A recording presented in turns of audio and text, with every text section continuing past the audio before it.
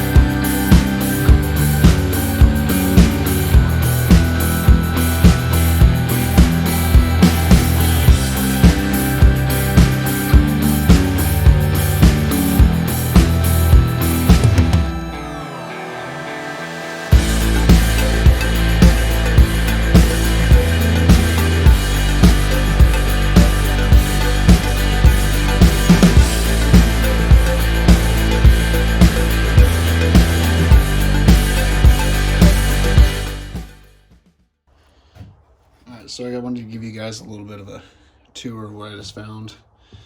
More issues, but that's what BOAT stands for. Bank out another 1,000. So you can tell the underneath the window is rotten in the bathroom compartment here. When I removed the windows, these bottom 4 or 5 screws were pretty loose. 2 of them were screwed off, and the window actually ended up falling out, but the window's fine. It just fell a couple feet, so it's fine. But it's pretty rotten at the bottom, but the rest of this looks pretty good. But they put these relief cuts in here, it looks like to me, for the boat to be able to flex a little bit when it's in the waves. But you could tell they put like little saw cuts here, angles. But they didn't fiberglass from the window, the top of the window down.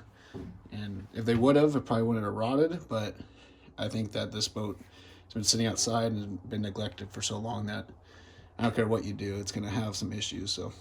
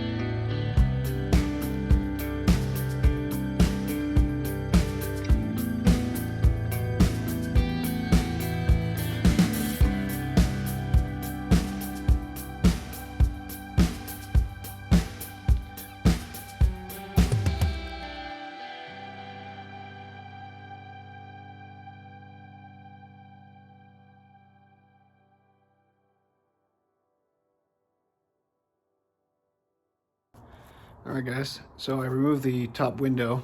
The seals look pretty good still. I don't see any issues with them. It looks like it's a cutout gasket, but they look in pretty good condition here, so looking good so far.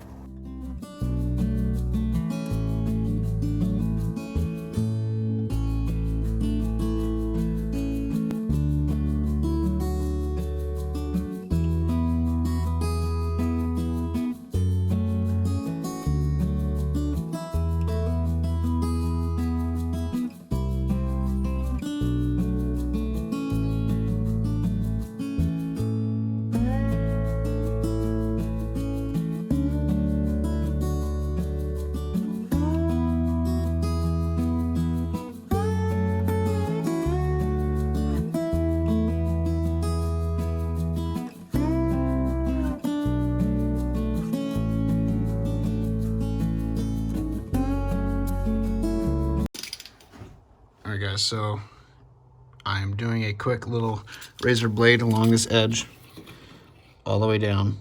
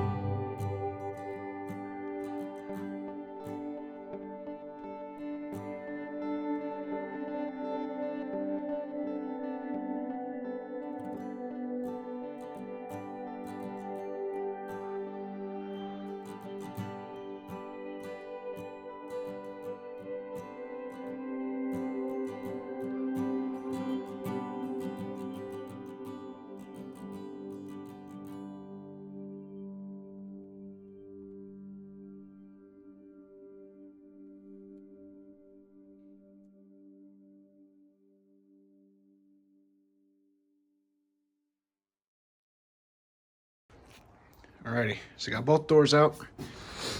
They came out pretty decent. Starboard side came out pretty good. The port side was a little rough because if you look at up in here, it goes up inside. And on the door, it kind of has the same design right there. So that was kind of a bugger. But once I just took one of the water outlets off the side of the boat, I was able to squeeze it past. But here's a little better look at the rotten wood here on the side of the boat. They put a little fiberglass with gel coat around the each side here and there, and then they put some padding over some carpet, but that's on the outside there. I don't know why they would do that, because if water gets on there, it's gonna get the carpet. I'm gonna start removing this gel coat fiberglass piece here that was on the outside of the boat, and this padding, and then the rails and stuff. But I need to look at the plywood because it's definitely had some water through here. So once I remove the side panel here, I'm able to look at it better, see what I need to replace, and then evaluate the situation. But what I've been wanting to do is pry away the plywood from the fiberglass and the gel coat and put in separate pieces, inlay it, and then when I'm all done, you can tell right here, they fiberglass from there up, but from there down, there's no resin or fiberglassing. And if it were me, I would do the whole thing because water gets into the window. It's not going to be coming from the top. It's going to be coming from the bottom, which it did. So I'm going to replace the wood, any rotten wood or soaked wood, and then replace it, fiberglass it, and probably make this whole thing one piece and then install the doors instead of having separate, because it's just going to be safer, it's going to look better, and it's going to definitely hold out the moisture better. So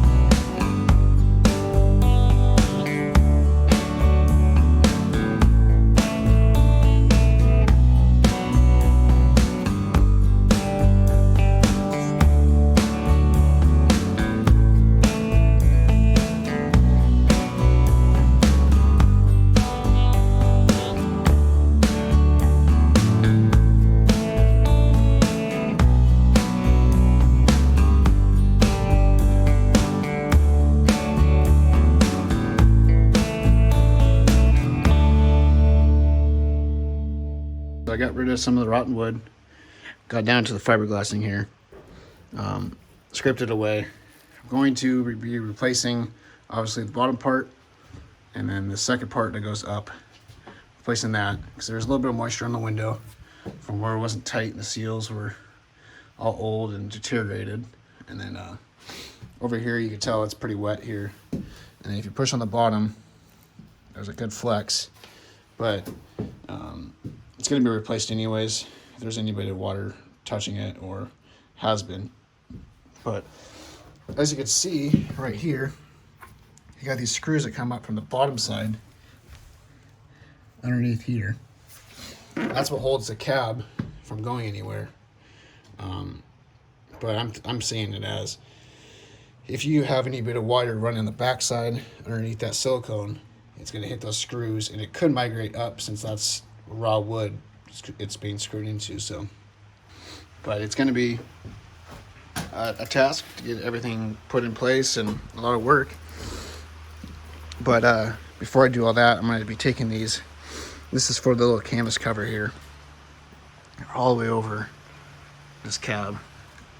It's kind of a pain in the butt. It's got them on the windows and everything else, so I'm gonna have to fill a lot of holes.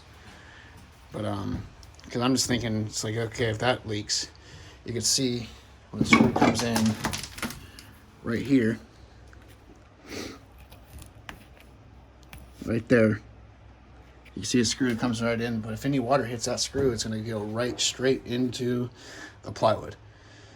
So I don't think that's a really good idea. And it looks like there is a little bit of moisture up along here, but it stops once it hits the fiberglass. So once I turn into it more, we'll see how much the damage it has, but I don't think it's going to be that big of an issue, but I'll just sand it down.